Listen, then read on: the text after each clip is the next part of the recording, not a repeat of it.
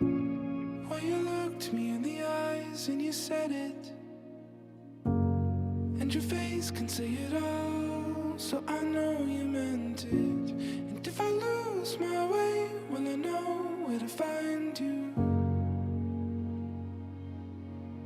Well, I know where to find you.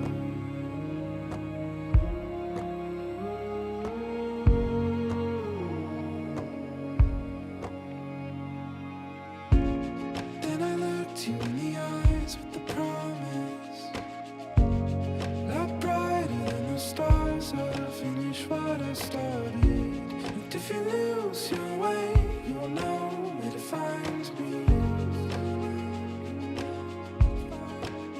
In the dark of the night, follow the light, come back home.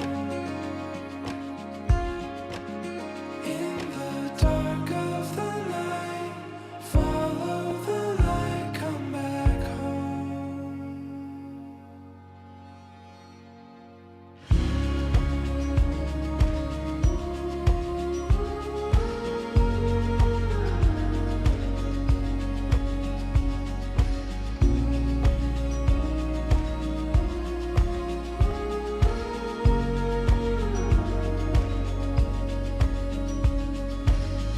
I saw you standing there with an open heart and with open arms. You welcomed me.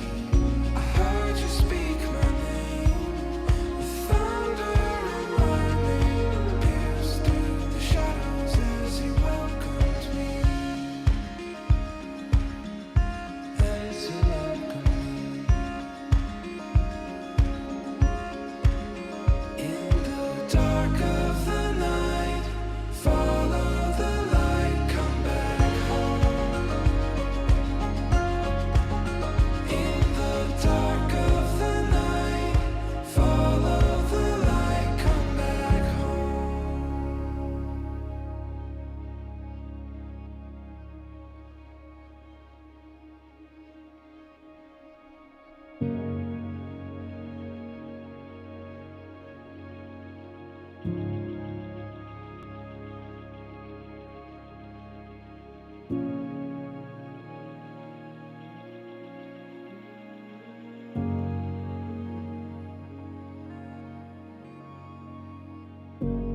Through wind and wave, I'm whispering. Are you listening?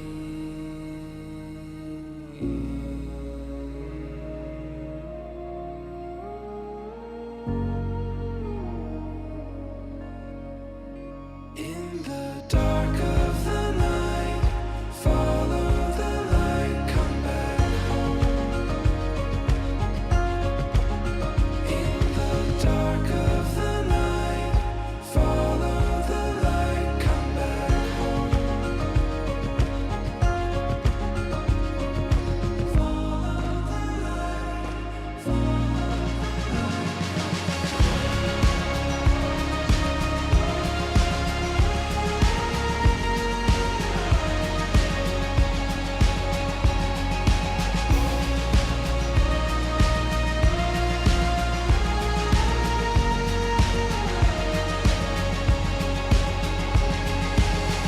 I saw you standing there with an open heart and with open arms. You welcomed me.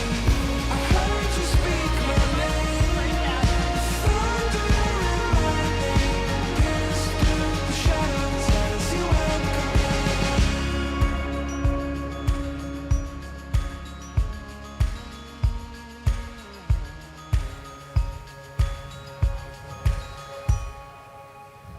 Good morning, everyone. Good morning, church. Welcome. Welcome. If you are out in the cafe, come on in, grab your seats. Come in.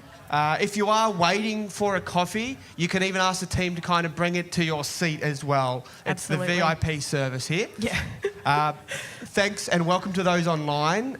Make sure you say hi to your hosts in there. We've got Talia and Ron as your hosts. I'm sure they want to hear from you. So Yep, say hello. Come on in, guys. Come on in.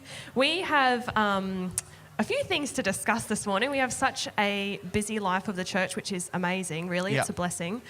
We wanted to highlight a few awesome events that we've had this week at the Junction. What did we have, Tale?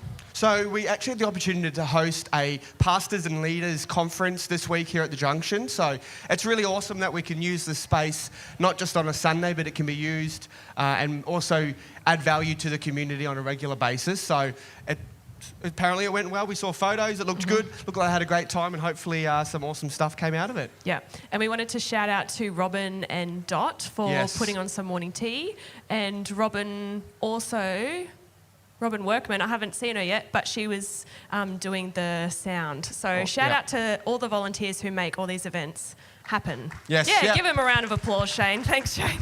Good job. Another event we had this week was the She Cafe. It was on Wednesday night. We had about 35 women come and gather together. We had an amazing guest speaker, Narelle. She's an Indigenous artist, and she shared her story and her testimony with us. And it was amazing to see how God's protection and handiwork has just been a theme throughout her life. So that was amazing. It was the last one for the year, so listen out for any next She Cafe events next year. And another shout out to Lynn for putting that together for us and really having a passion for connection and friendship. That deserves a round of applause. That's a lot of work going into it. It's a lot of work, so thank you, And Lynn. all the volunteers that make it happen, of course, as well. But absolutely. making it happen, it's a big deal. It is. So Yeah. thanks, Lynn. Another cool thing, I'm sure as you walked into the auditorium this morning, you saw our Radical Christmas stand. We have, give a shout out. That's Christmas. amazing. We've had so many volunteers make some incredible ornaments which you can purchase, and the proceeds go towards Radical Christmas. So if you're new to our church, every single year we do a little campaign called Radical Christmas, partnering with our charity, Love This City. And it's really just a way for us to spread love and hope and generosity to our community and showing our community that we are for them. So this morning, Anita will get up and share a little bit about of how you can give and the opportunities and what that looks like. So listen out for that. But yeah, you can grab yourself a pamphlet as well. Yeah, and I think it's awesome if you sit down as a family, maybe look at it, talk with, you've got children. What could we do? What do you want to put money towards? Maybe they could save up and they can have that act of being generous and giving. So it's a really cool thing to spend with your family to figure out how you can help impact the life of somebody else. So I really encourage you to get out there, have a look at the cool ornaments. There's a whole range there now. Like they will suit every Christmas tree style. Yeah. So there's something there for everyone. Yeah, it's so cool. What else do we have on? I think that's it. We're starting a new series this morning.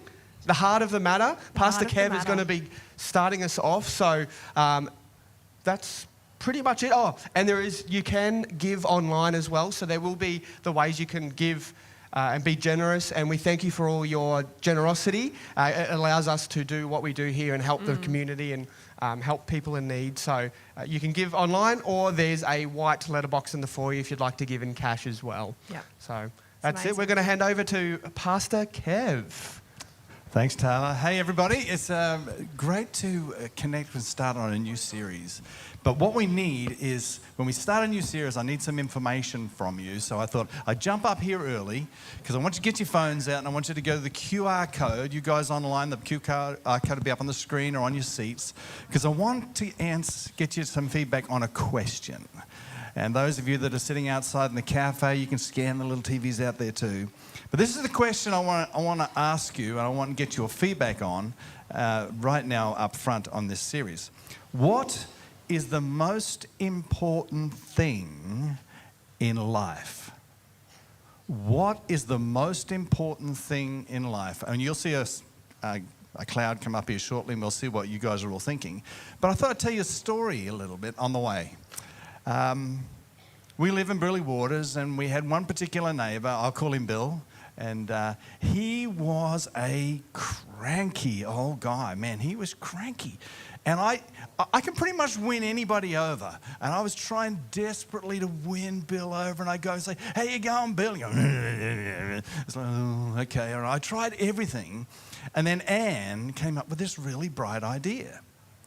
She said, "I know what we'll do. We'll invite him over for Christmas lunch." And I looked at her and I said, "Are you sick? this guy makes the Grinch look like Peter Pan. You know, are you serious? She goes, yeah, I think that's what we need to do. So I went across and I think, oh, here we go. So I'm stood at the side of his fence yelling at him, Bill, come out here. He goes, I said, we want to invite you over for Christmas lunch. He goes, I don't like religious people. And I said, finally something we agree on. I don't like religious people either. So you should come on over. And he goes, and off he went. Anyway, I thought, oh, well. I come over and goes, how'd you go? I said, well, I don't really know. I don't know if it means yes or no, but he went and walked back inside. And I said, oh, okay. So Christmas Day comes. No sign of Bill. And then right on lunchtime, there's a little knock on the door. Ding, ding, ding. I go down and go, Bill, you're here. Yeah, and he's got his bottle of whiskey. And he goes, up the stairs. He goes, well, I don't like religious people. I go, yeah, whatever. We could figure that out. So we get up there and he goes, you're going to have a whiskey with me? And I went, oh, I don't even like whiskey. Oh, whatever. Maybe it'll help the conversation. So then it was so awkward through lunch. I mean, it's like pulling teeth. And then suddenly in the middle of it, he started to relax. And he started to tell us about his life and some of the things that had formed him. And it was like, wow, he just kind of opened up over this lunch. And then, you know what it's like when you're in a Christmas lunch and you realize that suddenly the person that's there is not getting the social cues. It's time to go home, you know. And anyway, Bill has suddenly come out and he is staying out. And so I can't shut him up. And he just talks and he talks and he talks and he talks. And then it's dinner and he's still there. And I'm thinking, this is crazy. But he poured out his whole life in that time. And then he left at about 7 p.m. And he was just emotional. And he said, that was the best Christmas I've ever had. And I thought, Anne, I'm so glad you listened to me. She heard something from God. She heard something from God. So now let's see. We got the screens up there for Slido. Can we have a look at Slido? Have we got any responses up there that we can have a look at? Did it work? Fraught with danger? Oh, here we go. Here we go. So what have we got? What have we got? Chicken nuggets are the most important thing in the world. My wife, she told me to say that. Relationship with Jesus Christ, Minecraft, education. Oh dear, relationships, Jesus, God, knowing Jesus. V8 supercars, I know exactly who that is. I know exactly who it is. Family, now that's interesting. Family is the big one right in the center. You know what? I would have thought that love would have been in the center. I thought it would have done. But it's close. You can see it's close. It's in there in the mix. So that is really the heart of the matter. The heart of the matter is love, and we're going to talk about that. Then I'll come back in a while and we're going to kind of unpack this. But first we just want to hang out and just going to sing a few songs, and Tom's going to lead us. And I encourage you with this, if this is new to you and you go, why do you guys sing songs? We sing songs out of our love for God. Just like if you've ever watched a football match, you know, especially over in Europe or England, like they sing. Why? Because of adoration of their team. Same thing for us. We sing out of adoration for our God. So we're just going to stand and sing for a couple of minutes, and then we'll come back and we'll open up this topic about family, but also about love. So over to you, Tom. Welcome, everybody. Come on. Stand to your feet if you can, if you want to. Don't have to, no pressure.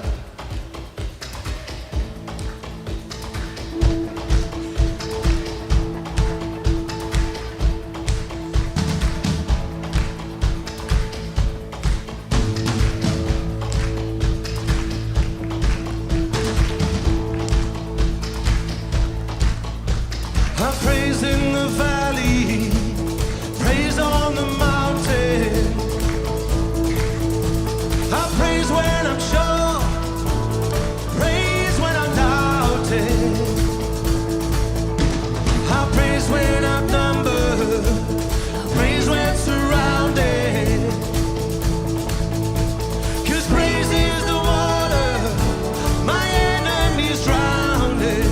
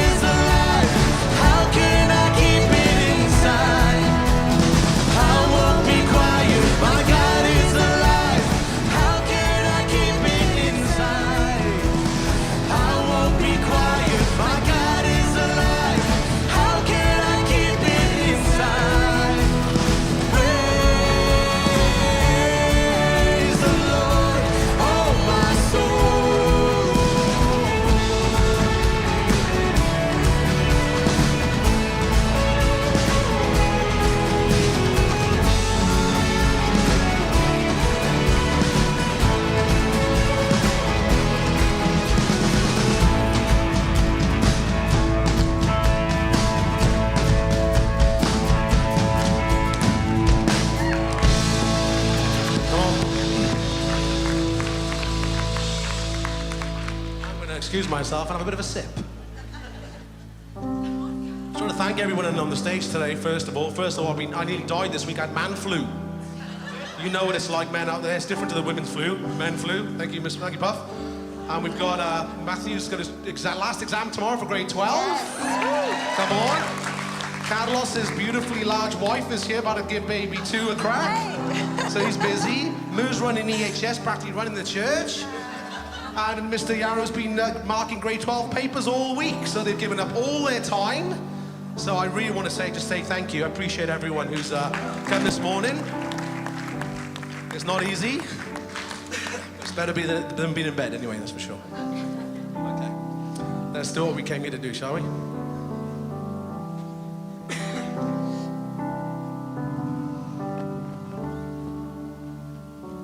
Bless the Lord, oh my soul, oh my soul, worship His holy name, sing like never before, oh my soul, worship His holy name.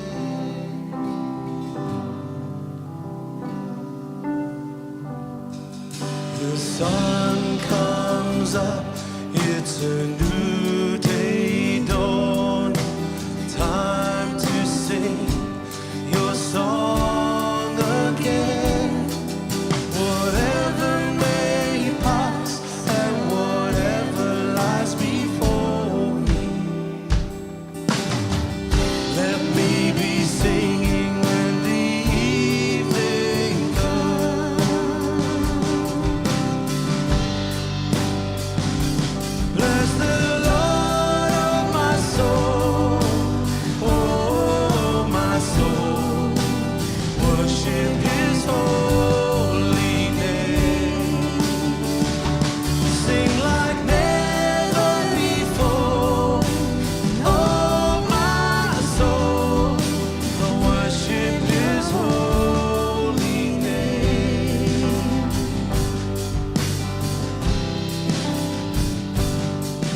You're rich in love and you're slow to anger. Your name is great and your heart is kind. For all your goodness I will keep on singing. 10,000 reasons for my heart to find.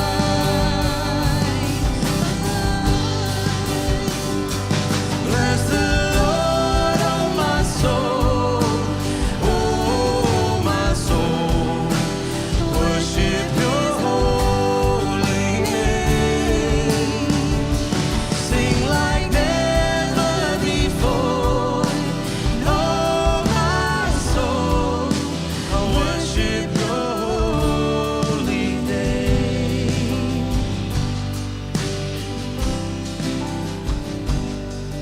And on that day when my strength is failing, the end draws near and my time has come, still my soul will sing Your praise unending.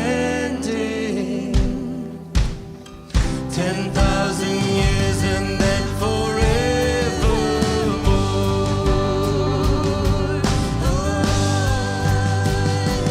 Bless the Lord, oh my soul, oh my soul, worship His holy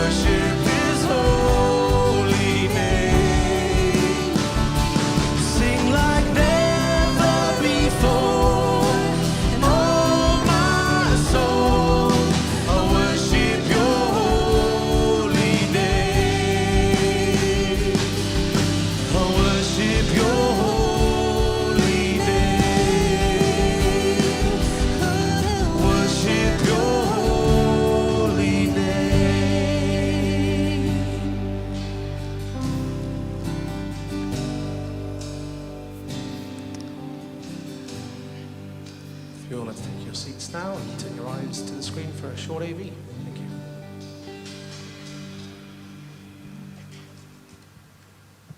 Hey guys, my name's Ruth and I'm on the team here at Love This City, and quite honestly my favourite time of the year is Christmas, and a big part of that is because we run a campaign called Radical Christmas, which is all about just blessing people and giving hope and sharing joy and really extending love to people that are doing it a little bit tough, just as a way of making their lives a little bit brighter. One of my favourite things that we raise funds for through our campaign is for emergency relief for people in our community that are doing it tough. Like me, I'm sure you are aware of so many people that just the rising cost of living has really impacted in a significant way. And you add to that unforeseen circumstances that sometimes just hit families, and then really tragic things like domestic violence and more, that many of you are aware of people in your worlds that are experiencing these things. So through your generosity, as you give a gift to Love This City, we're able to help people with emergency accommodation, emergency relief for things like utility bills, and of course emergency food. So I just wanted to say thank you to you for partnering with us as we are able to just give hope and joy and love this Christmas. All you need is love. All you need is love. All you need is love. Love. Love is all you need. Love is all you need. Keep singing. Love is all you need. Throw a few harmonies in. Love is all you need. You reckon you can do that? Love is all you need. Love is all you need. Keep going. Keep it going. You guys are really going to miss not being here today and online. If I speak with the tongues of men and angels, keep going, but do not have love, I'm a resounding gong and a clanging cymbal. If I have the gift of prophecy, can fathom all mysteries and all knowledge, I didn't say you could stop. And I have faith that I can move mountains, but I don't have love, I am nothing. If I give all I possess to the poor and over my body to hardship, then I may boast, but do not have love, I gain nothing. Love is all you need. Yeah, thanks, Tom. You know, that works so much better in my head when I was in the shower preparing. You know, like, yeah, I think that would really work well. Love is all you need. That is the heart of the matter. And on the end of that, it goes down and it goes, and these three things remain: faith, hope, and... But the greatest is? The greatest is love. That's the heart of the matter. Now, people are so confused about love. They all think love is a feeling. You feel, I just feel like I'm in love. Love is not a feeling.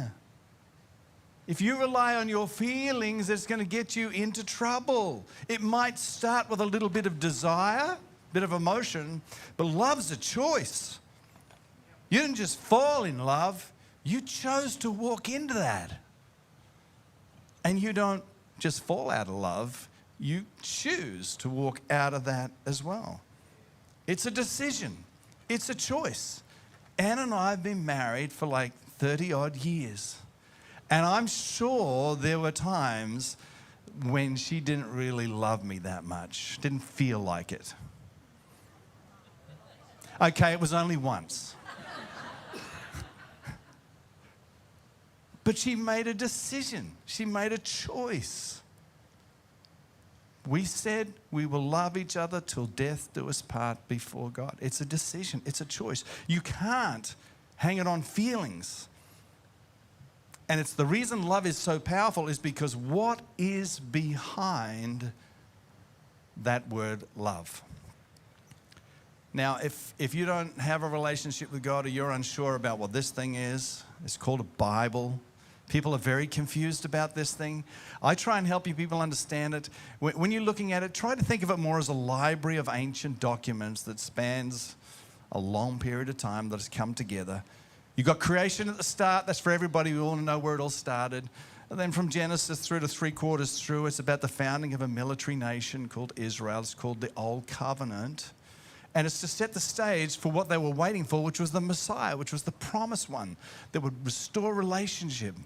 And then back the book of Matthew, then it goes on to Revelation. We get to understand this is called the new covenant. It's for all people, not just Israel. It's for all people and all nations. So I want to talk to you a little bit about, in that section, our covenant, in the second half of it.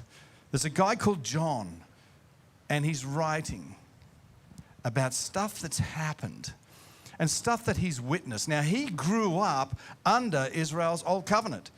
He's seen the tone of this thing, that he knows how this can be distorted. He knows how this can damage and hurt people, but he's operating also in the new covenant of Jesus after Jesus' death, burial, and resurrection, but they're still experiencing it because some of the people under the old don't want to let it go. And what do they say? Those that profit from the status quo are least likely to let it go.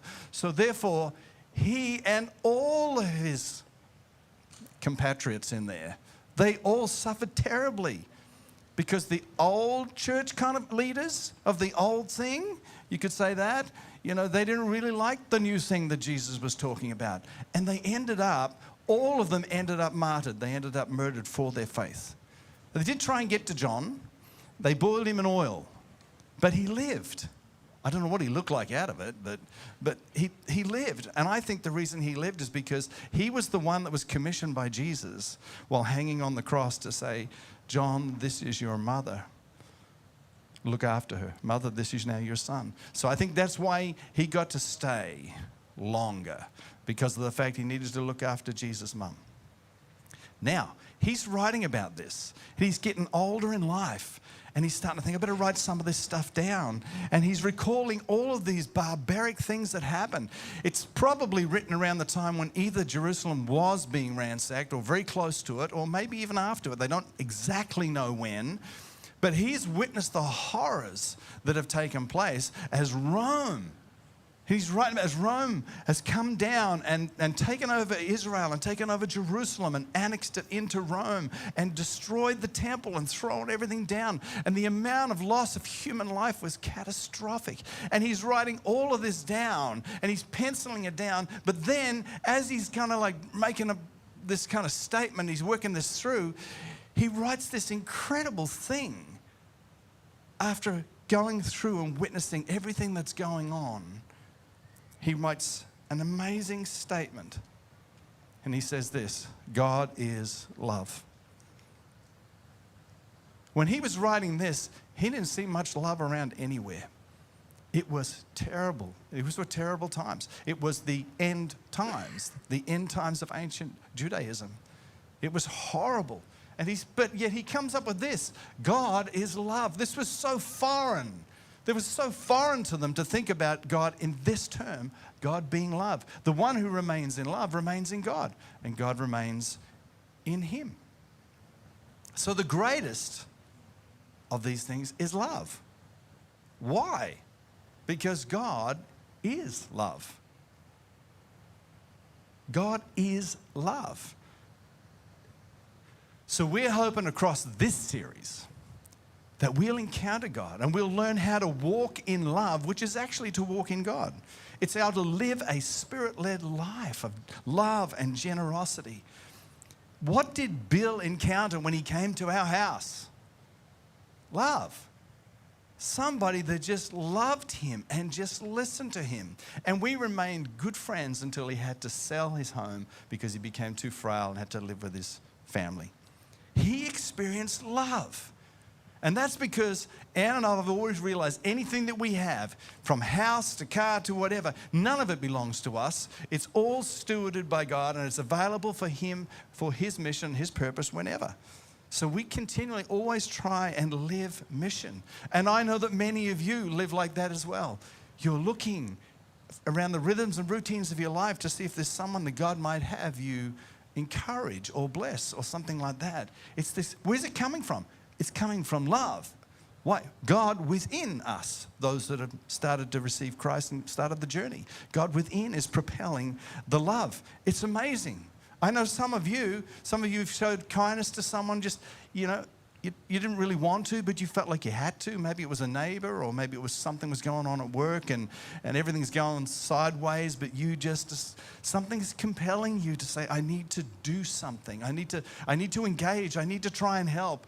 See, that is love. That is God working in and through you. Now, my family that I grew up in was by no part of the imagination perfect. We were not perfect. We had challenges. I mean, our family had a lot of brokenness in it, and there was a lot of pain, and there was a lot of hurt, and it was a struggle for us. But there was something that we did, which I think we still caught something even before we were fully immersed into a relationship with God, and that's that our house, it was like Grand Central Station. Seriously, I would come home, I would not know who this is. Who are you? Oh, I just coming in for a few days. Right, okay. It was like there was people was just open all the time. Every stray, anywhere, would find their place to our house. And because I worked in bands and I worked late at night and that, sometimes I'd come home and I'd walk down, I'm just going down to bed. Who's in my bed? Who are you? And it's one of those Goldilocks moments all the time. It's like, where do I sleep? Oh, just on the couch. Oh, thanks very much. There was something in the heart of my family, because of our brokenness, that really knew that people needed help. They needed love. And I know that's very much on Ruthie's heart, is to see Love This City move to a whole new area of how do you help people get to that place where you see everything that belongs to God and available for His plans and purposes. So that statement of John's, like God is love, it was huge. It was huge in the culture of the day because no one saw God in that capacity because of everything that was going on. It was just bad. But where did John get it from? Well, he got it from his mate Jesus. This is what Jesus said, a new command I give you. Now, you know what? These guys needed a new command like they needed a hole in the head. They got 613 commands. They don't really got 10 big ones and 613. We really don't need any more commands. But he's going, no, I can give you a new command. This is it. Love one another as I have loved you. So, okay, love one another as I have loved you. Now, we're on the other side of the cross, looking back at the cross. We know exactly how much Jesus loved them. We know exactly how much He gave up in order for them. And He's saying to them, guys, you've got to love one another as I've loved you. Then I love this. You must love one another. It's not saying, it's a big good idea. If you feel like you want to love on someone, it's a good idea, you know. No. He says, you must love one another. Well, why do we have to love each other the way that you love us? Why can't we love our own way? Why have we got to do it this way? And then he goes on, says this. Because by this, have we got that slide? No. By this it says, here we go, everyone will know that you are my disciples. If you love one another. So he's saying, until you love one another the way that I loved you, you're actually not a disciple. That's the thing that people see. They don't see our preaching. They don't see all our podcasts. That's not moving them to Christ. They see your love and they see my love. It's our love for one another. But it's got to be love the way that He says we have to do it, which is that sacrificial love. It's so important. Tim last week talked about putting on love. But when you fully understand that God is love, you not only put on love, but you're actually propelled from inside. Once you surrender your life to Christ, the love of God propels you to live differently. So let's just talk a little bit about love, this kind of love of God's. It's an unconditional love. That's the first thing. It's unconditional. I'm amazed at how patient Jesus was with His disciples. Really patient. It's like, he's getting towards the end of His life on this earth, and He's getting ready to go to the cross. And what are his disciples doing? They're watching him do all this kind of stuff. And then they're on the journey, and what are they doing? They're arguing. They're going, who's going to be greatest? I think I'm going to be greatest. You think, I'm better than you. Well, actually, I'm John. I'm the one that Jesus loved, remember? So I'm the best, And it's like they're having this argument about who's going to be the greatest. And it's like, wow, guys, he must have been so frustrated. How long have I got to stay with you? You don't get this. Have you not witnessed what I'm doing? So they all get together and they're hanging out together. And what they would do in the culture of the day is you would all come into a place and there'd usually be a servant that would wash the feet, get the dust off your feet so you could sit together and refresh you. So they've come into this place, and of course, because everybody's asking who's the greatest, nobody's picking up a towel to serve anybody and wash anyone's feet. So Jesus goes, oh, well, I guess I'm going to have to show them what this is really all about. So then he goes, takes off his tunic as the rabbi, as the teacher, puts on the servant thing, gets a bowl of water and starts washing their feet. And then they go, oh, no, you can't do that. And he goes, listen, unless I wash you, you have no part in me. So, okay, then. And there's the stuff that's not written in here that I think is the gold in my imagination. It's like he must be saying to them, guys, are you getting this? You're getting this? You're fighting over who's going to be the greatest. That's the old model. That's this one. The greatest going further up. It's not like that. You're going to follow me and become the servant of all. But he is so generous with them and he's so conditionally loving them. I mean, even up to the very end. To the very end, they're going, will you be restoring the kingdom back to Israel so we become a superpower and get our land back? And he goes, that's none of your business. Just focus on the mission.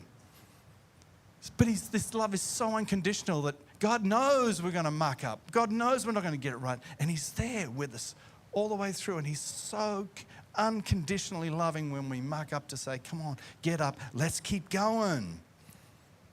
That's what Bill experienced. That's what caused him to kind of completely open up. And this is something you can't teach into every environment. I had one of our young fellas this week said, hey, listen, I'm trying to figure out what to do. A bunch of guys, we've just graduated and that kind of thing. We want to go to the casino and want to have a few drinks and that kind of stuff. And he goes, I don't know what to do. I'm so confused. Do I go? But if I go, am I going to be seen to be endorsing and promoting that? But then if I don't go, there won't be someone that's not drinking to be the designated driver to help them out. And one guy, he don't want to go because he's more holy and righteous than those and he wouldn't enter such a den of iniquity, even though Jesus probably would go there. Anyway, he's got all these things going on in his head and he's trying to work it out. I said, what would love require? What does love require of you in this circumstance? What's the sacrificial thing? What's the thing to do? And I won't tell you what he did. You'll have to ask him yourself if you can search him out. But he made the right call. He made the right call. He loved them unconditionally. It's amazing. So it's unconditional. This is God's love. It's also sacrificial. It's sacrificial. When you think about the cross, what Jesus did for you, what Jesus did for me, he leaves heaven, comes to earth, takes on flesh, grows up, shows us what God is really, really like in human flesh. Then he says, I'll pay the price for your sin, for my sin. I'll take the punishment that you deserve. I'll go to hell on your behalf and I'll deal with that. And then I'll rise and then you can actually have all that I have within me, all of the holiness and the righteousness. I'll gift that to you so you can come back into a relationship with the Holy God. Wow, that's the level of sacrifice is amazing. True love has selflessness and sacrifice attached to it. If there's no willing to lay down your life for the other person and sacrifice for the other person, I'm sure you got love.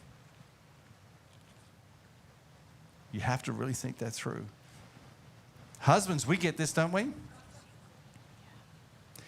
It's our job to lay down our lives for our wives to see that she reaches her full potential in Christ. That's our job. It's their job to cook.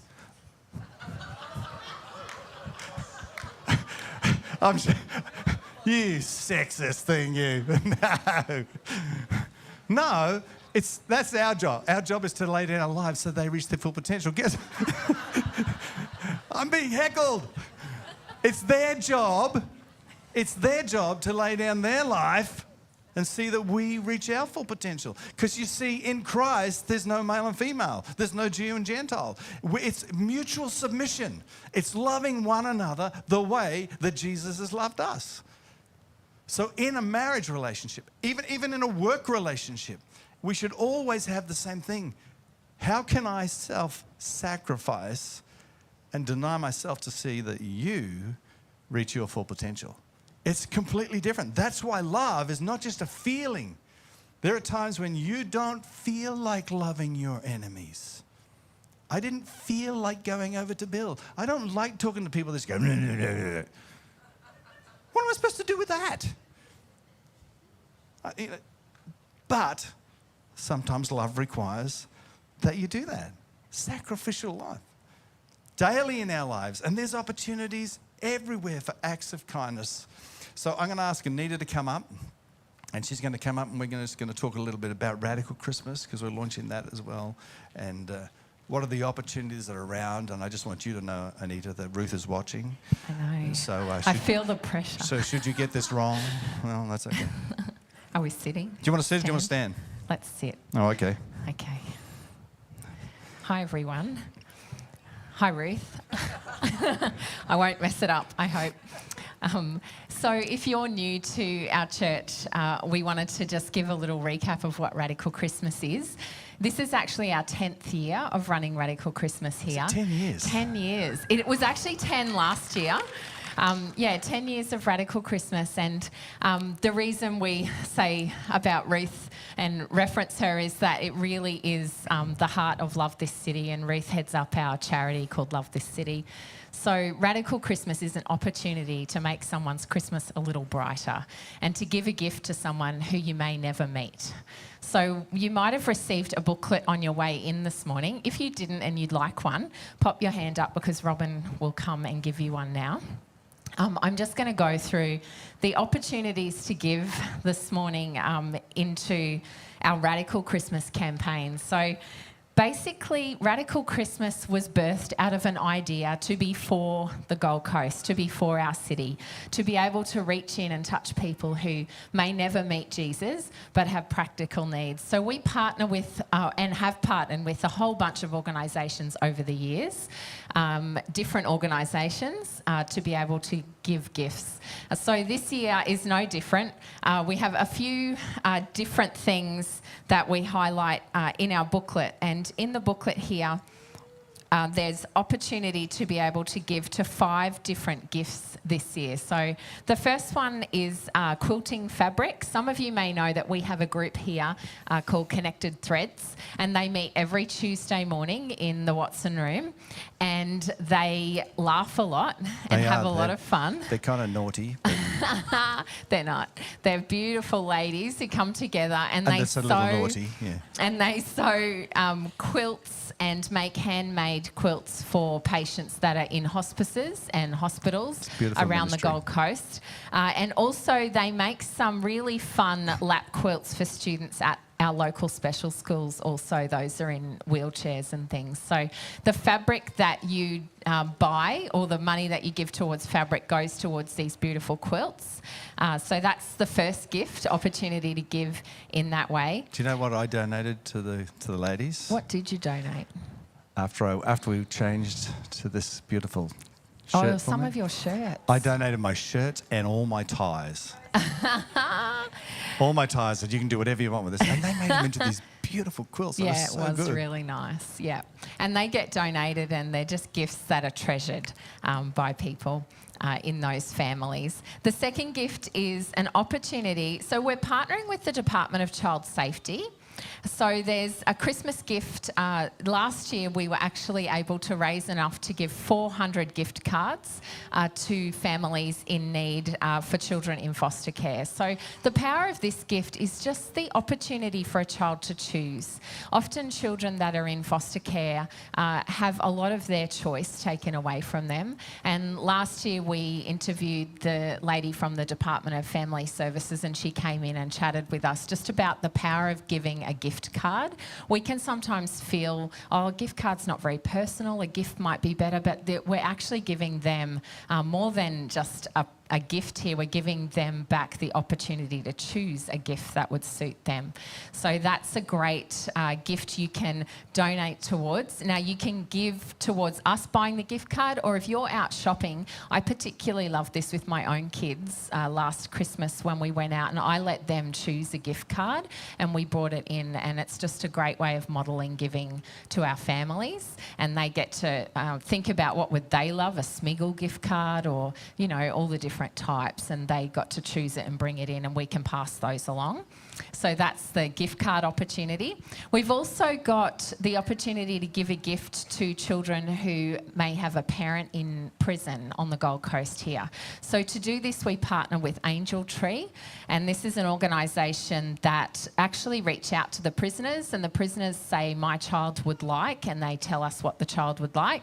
Now, this one's really special, and you've got to be involved in delivering these gifts. Yeah, I got to deliver some going back a few years ago, and both parents were in prison, and it was a grandma, and I just walked in there and there was 2 gifts, and it said these are from Mum and Dad, and it was overwhelming for them that somehow Mum and Dad had got them a gift. And that's the sort of thing that you do, and you go like, we can't really see the end result of that because you've got limited time and that, but I just thought, wow, that's got to be doing something both in the heart of the parents that are in jail and the kids. Yeah, so it's just, it's a great opportunity to be involved there with giving. And there's also other opportunities. We ask for shoppers, people who like to go shopping. So we actually get a list from the parents. Ruth's got quite a list, but if you are keen and would like to do that, it's another great opportunity to do with your kids also, to go with an actual shopping list and buy the gift. And then we need people to deliver those gifts as well. That can take a few weeks leading up to Christmas, just to find a time that the families will be home and be able to go and deliver those. So that's $35 for a Christmas gift for a child whose parent is in jail.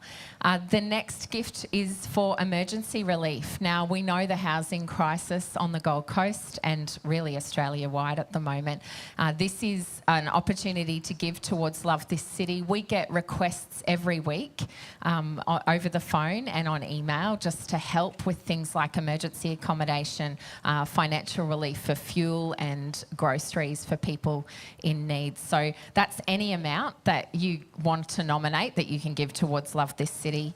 And just before we do it, keep that one in mind too in the neighbourhood where you live, because if there's people that have homes where their kids have grown up and they've got space, sometimes they just need a little prompt to say, have you ever thought about making your home available to someone that's in a time of need? And then particularly if they've got opportunity to then continue the relationship. So these are the small things that we don't often think about. But they don't want to come to church yet, but they might have a heart to help someone that's doing it tough in the city. So if you hear of people around say, hey, listen, you got a bunch of rooms that you're doing nothing with, would you be open to that? And then connect them with Love the City, and Ruthie would be all over that. That's a whole other topic, isn't it, that emergency accommodation, but that has been a dream of ours with Love the City to develop that up as well. The final gift I wanted to highlight this morning is the Radical Christmas hampers.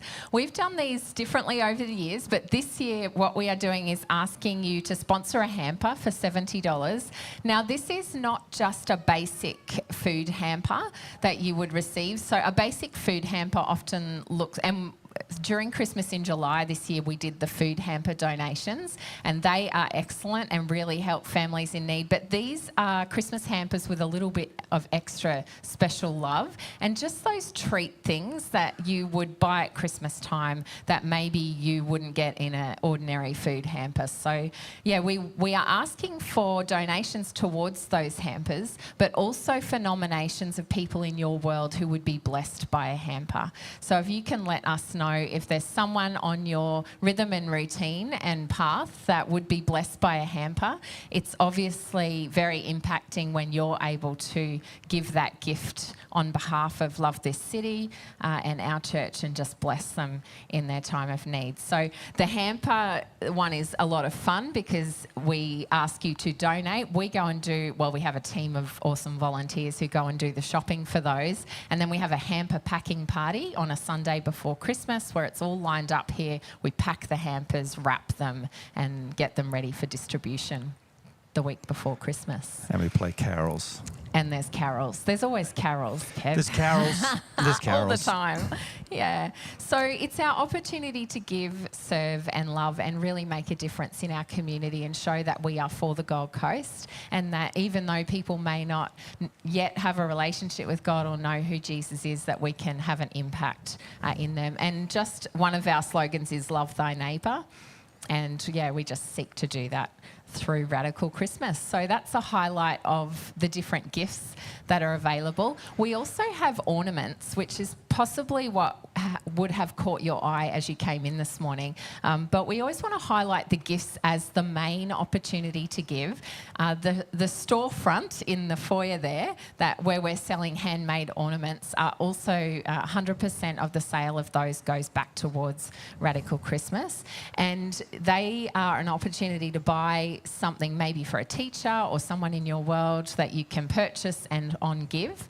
You can also buy a gift in... Has anyone ever received a card that has in it, I purchased on your behalf this gift? You can also do that with Radical Christmas. We have special cards that you can come and say, I purchased a hamper on your behalf, and we give you a card to put inside your Christmas gift that you on give. So maybe you have a Secret Santa at work or something like that and you want to give a meaningful gift, you can do that.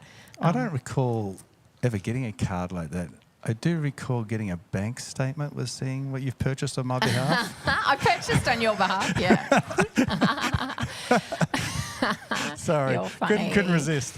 So the opportunity to buy the beautiful handmade baubles. Some of our volunteers are so creative. They're so creative. They're so There's creative. actually a variety because we decided this year to put out all of the ones from previous years as well. So there's limited numbers of those. But the new ones this year are ones that Keely has actually hand lettered personally, and they got sent off to be printed on the wooden baubles. So yeah. Cool. So plenty of opportunities to give There and to is. connect and to use it to connect with the community. While I got you up here, let's put you on the spot. The other aspect of God's love is to love continuously. Mm-hmm. What does that mean to you? Oh, I think you've already said it today, but what does love require is a question that always stands out to me when I'm faced with a situation in life. So for me, to love continuously is even when I'm at my end and I don't feel like I have much more to give, I can dig deep and into the love that God gives me to be able to pour that out onto others. You are amazing at this, even with your family. I know you didn't want me to even mention it. I didn't. He always does, doesn't he? He always goes there. But I mean, the reality is we probably most of us have families that are not perfect. Yours is fairly a difficult situation. You know, like most of you would know that Anita came to live with us when she was 16. What are you, 18 now? 20? Yeah. You know, no. 44. 44. Yeah. Woo. Oh dear. But I remember when you came to live with us, and I remember having you. I'm in so much trouble for this, but I remember that you didn't really want to come live with us because you desperately wanted Mum and Dad to sort some things out, and they couldn't do it for whatever reason. And I remember you spending quite a few months crying at night because you were so hurt that Mum and Dad wouldn't make the change or couldn't make the change, but you've never stopped still being available to them. Do you want to share anything about that journey? I think that for me, the ability to love in the midst of difficult circumstances, I definitely completely rely on the love of God and the love that God gives me to be able to pass that on. And also just being honest about the grief and sadness that comes with brokenness in families, and being able to, and I've talked to so many of you who have shared with me that, oh, it's so encouraging to know that everyone's family is not perfect and that you can still make a difference or choose to love despite sort of the circumstances maybe that you're in. Yeah, so for me, I 100% rely on the love of God to be able to then love. Yeah. And also I believe with all that I am that people will experience God's love through me in terms of me being able to just say, to give out that love. And we are called to be the hands and feet of Jesus, and I have opportunity to do that in those situations where maybe I'm hurting and I feel like, I don't really feel like I want to love, or I don't really want to put my heart out there, but I can choose to put that aside to say, well, they'll experience God through me because they don't know him any other way, so how can I not love? So that's sort of, how I go about that.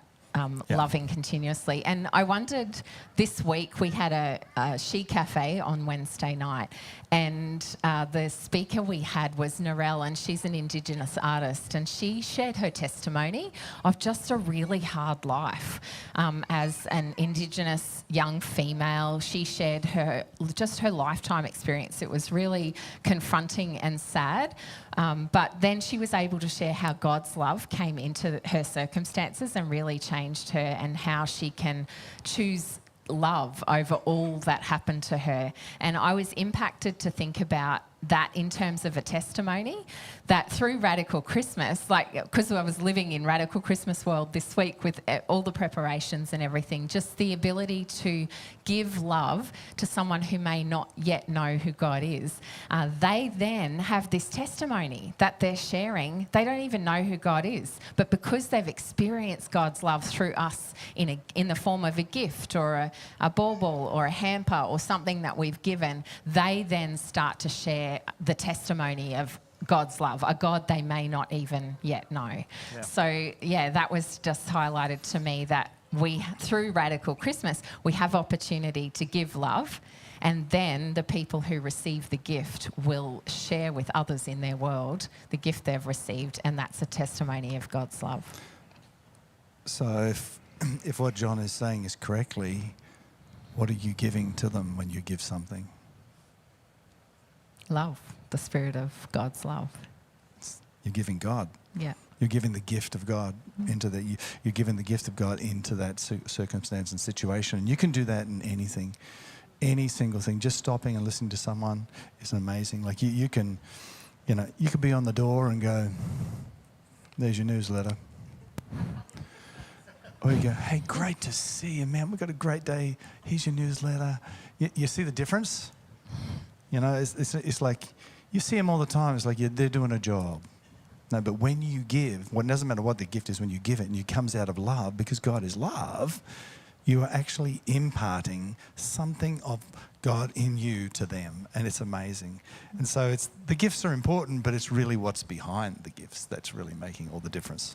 So good. Thank you for that. Thank you. So the big question is for us, if love is the unmistakable denier of what it means to be a disciple of Jesus, what do we do there? I mean, we have to love unconditionally. We have to love sacrificially in that, but you got to do it in all the rhythms and the routines of your life. I don't know how I learned to do this, and Anita still shakes her head at me sometimes. I don't know. I can just walk into any circumstance, and I don't know. I just know what to say. And sometimes it's stupid. It comes out, but then it just unlocks something. But that's a part of me. I want them to experience the God that I know and love, but I don't want to preach at them. But I want them to sense him, and it comes through just simple gifts. And it's something, looking at the rhythms and the routines of your life. I know Jeff and Robin, they're amazing at this. They would go to the same checkout person every time they shop. Go to that same checkout lady. Just invest in that relationship. Invest in that relationship. Then after a while, then it's like, hey, why don't we have a cup of coffee after work. And then they go and have a cup of coffee after work. And they're building this relationship. And then, she was an older lady, then her husband passes away. And then, who turns up? The church turns up with a hamper and something else and a bucket load of love. And it makes all the difference. And we all have these rhythms and routines of our lives. They're all there. We do it all the time. And we sometimes go, I'm too busy. I've got no time to share my faith with Christ. You do, because it's not a separate thing. Your faith in Christ, if God is in you, is happening all the time. It should come into every meeting. You shouldn't go into a business meeting without having one ear listening to the Holy Spirit. You know, when you're picking the kids up from school, who do you see? You're continually looking at whom you can connect with. And it's so easy. You just go up to someone and say, hey, Len, man, I see you all the time at Top Drop Off. Man, let's get together and have a coffee. I'd love to hear your story. How'd you get to be where you are today? People love talking about their favourite topic, which is them. You just said that you'll sit and let me tell you my story. They love it. And then you just listen and see, you discover that your story actually intertwines in that story somewhere. I'll guarantee it. And then you're looking for the opportunity to share his story, which is what we're talking about. God is love. Could you imagine? Could you imagine if you get everyone in Australia or the world to live by this particular statement again? Let's go back to the first one. The new command that Jesus said, let's have a look at it. Up there. A new command I give you, love one another as I have loved you.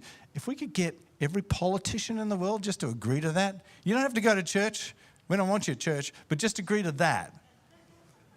Just agree to that. Just to love one another as Jesus, he gave everything. He sacrificed everything. Could you just do that? Imagine if every family began to love each other.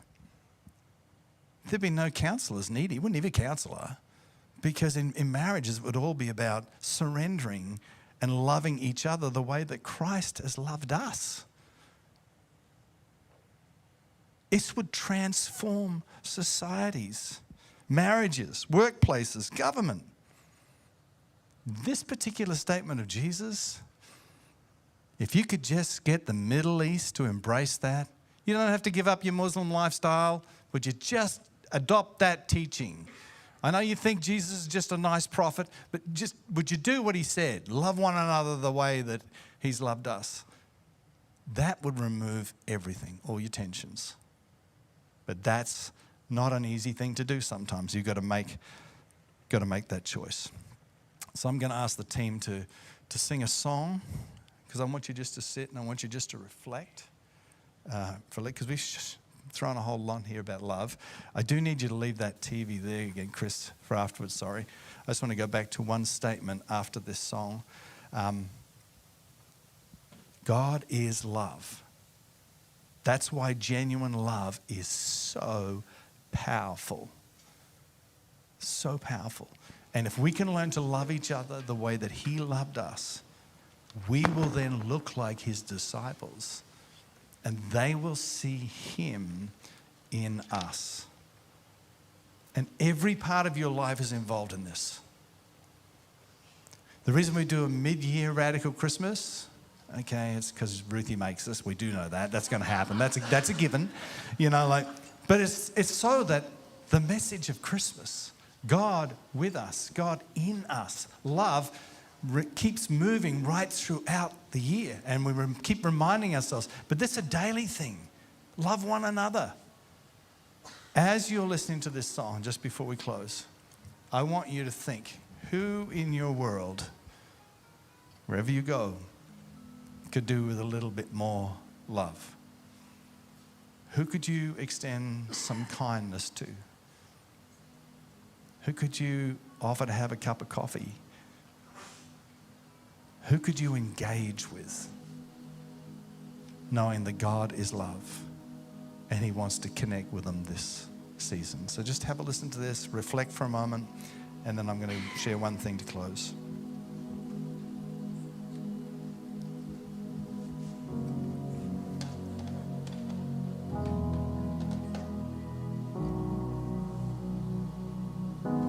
There's no shadow you won't light up, mountain Mountain you won't climb up, coming after me. There's no wall you won't kick down, lie you won't tear down, coming after me. No shadow you won't light up, mountain you won't climb up, coming after me. No wall you won't kick down, lie you won't tear down, coming after me. No shadow you won't light up, mountain you won't climb up, coming after me. No wall you won't kick down, lie you won't tear down, coming after me. No shadow you won't light up, mountain you won't climb up, coming after me. No wall you won't kick down, lie you won't tear down, coming after me. No shadow you won't light up, mountain you won't climb up, coming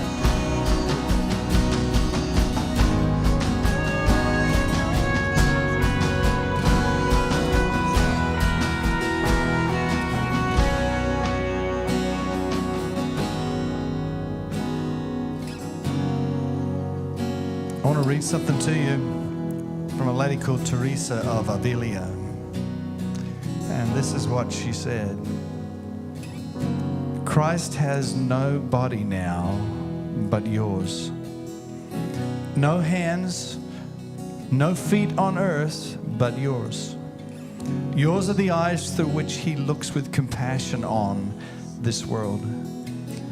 Yours are the feet which he walks with to do good. Yours are the hands through which he blesses all the world. You are the hands. Yours are the feet. Yours are the eyes. You are the body. And Christ has no body on earth but yours. He chooses to work through us. And when he's allowed to, that's when radical love intersects with a radical Christmas and lives can be touched. Let's pray together. Father, I thank you for this opportunity just to represent you in the world in which we live. Help us to remember that loving one another the way you've loved us is just so important. It's so important, and it is so easy if we will just spend the time to make sure we're walking with you. Lord, over this season, we want to love unconditionally. We don't want to be judging. We want to be loving. We don't want to lay down the law with each other. We want to lay down our lives for each other. We choose to love sacrificially, and we choose to love continuously, knowing that we're all broken at times. And we'll ask the question, what does love require? Because we want to represent you well. We want people to discover the God that we love and we worship, that has their best interests at heart.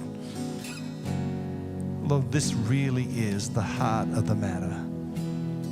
So we ask that you would just move us and position us ready for this Christmas. We thank you in Jesus' name.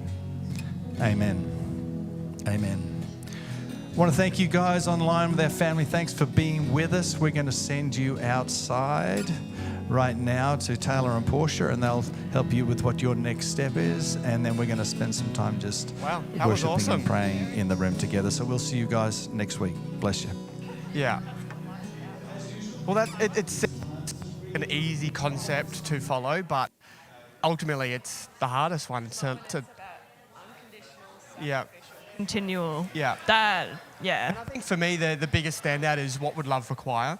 Yeah. That should be the filter for everything. Is Yeah. in every situation, what would love require? And it's a choice. It's not normally going to be the thing that you want to do, but it's what does love require? You know. So that's I love that. Yeah. And I think also, like, love's an action.